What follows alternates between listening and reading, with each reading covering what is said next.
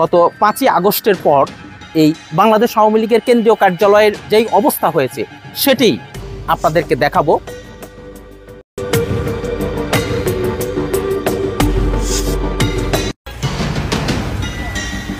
প্রস্রাব, পায়খানা এবং এই যে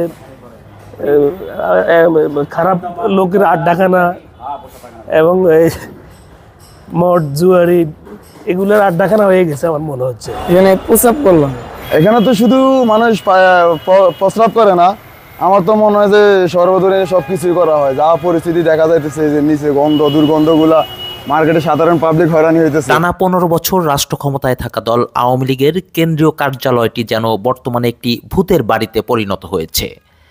ছাত্র জনতার অভ্যুত্থানের মুখে গত 5ই আগস্ট শেখ হাসিনা সরকারের পতন হলে ঢাকার রাস্তায় লাখ লাখ মানুষের ঢল নামে।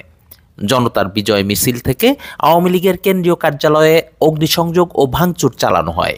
বর্তমানে নেতাকর্মীবিহীন 10 তলা বিশিষ্ট এ পোড়া ভবনটি পরিত্যক্ত অবস্থায় পড়ে আছে।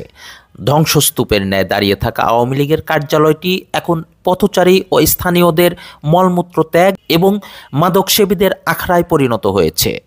ভবনটি থেকে ছড়ানো দুর্গন্ধে স্থানীয় ব্যবসায়ীরা অতিষ্ঠ।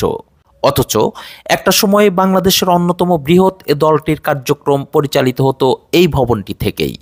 সরেজমিনে রাজধানীর গুলিস্তানের বঙ্গবন্ধু অ্যাভিনিউয়ের আওয়ামী লীগের কেন্দ্রীয় কার্যালয়ে গিয়ে মাদকসেবীদের উপস্থিতি এবং অনেককেই প্রকাশ্যে প্রস্রাব করতে দেখা যায়।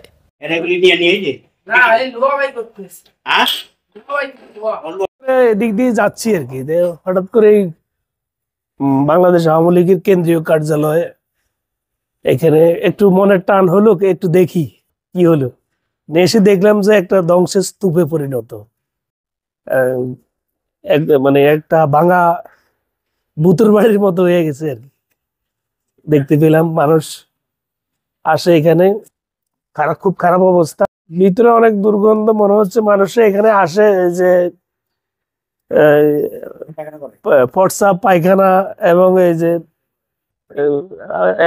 খারাপ লোকের আড্ডাখানা এবং মদ জুয়ারি এগুলোর আড্ডাখানা হয়ে গেছে আমার মনে হচ্ছে। হিরোইনচিরা এই টুকটাক যা পাইতেছে তা আবার নিয়ে গেতেছে। এই বাংলাদেশ আওয়ামী লীগের যে কেন্দ্রীয় কার্যালয়টি, এখান থেকে কিন্তু সারা দেশের বাংলাদেশের রাজনীতির নিয়ন্ত্রণ করা হতো এক সময়। গত 5ই আগস্টের পর বাংলাদেশ আওয়ামী লীগের কেন্দ্রীয় অফিসের যে চিত্রটি তৈরি করা হয়েছে, এখানে এই মুহূর্তে আমরা ভিতরের যে চিত্রটি দেখতে পেলাম, এখানে প্রচুর পরিমাণে ময়লা আবর্জনা রয়েছে, হিরোইন খোর এবং মাদকসেবীদের আড্ডায় পরিণত হয়েছে বাংলাদেশ আওয়ামী লীগের কেন্দ্রীয় অফিসটি।